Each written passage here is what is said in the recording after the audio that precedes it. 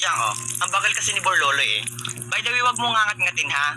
Mukha kasing umangat-ngat ka ng ballpen eh. Pero okay lang, naiintindihan naman kita kasi ganyan talaga yung mga taong walang makain. Balik mo agad ah. Oh, you're so kind naman, Kuazo. Sarap mong yakapin ng mahigpit. Sa liig. Uy, tingnan niyo. Tingnan niyo yung sapatos ni Trisha, nakanganga. Grabe, oo nga. Uy, Trisha, gutom na ata yung sapatos mo. Pakainin mo naman. Trisha, huwag ka mag-alala. Akong bahala. Akin yung cellphone ko. Grabe talaga, tawan-tawa ako sa sapatos ni Trisha. Uy, Kuazo. Bakit? Nagparinig si Borloloy sa Facebook. Tingnan mo. Hoy, Borloloy, anong pinagsasabi mo sa Facebook na first day of school may bida-bida agad? Galing manglait, lakas naman ng putok. Sinong pinaparinggan mo? 2MB ba yung utak mo? Nakatag ka na nga, nagtanong ka pa. Sa akala mo nakakatawa ka, hindi ka nakakatawa, nakakagigil ka. Bakit? Nakakatawa naman talaga ay nagutom yung sapatos si Trisha. Ang nakakatawa, yung putok mo, nananapak. Alam mo, para may magawa ka, maglaro ka na lang din ng game na nilalaro namin. Hindi yung nanalait ka ng tao para maging katawa-tawa. Kapag naglaro ka pa nun, may chance kang manalo ng free cellphone, free load at saka free appliances. Link on my bio.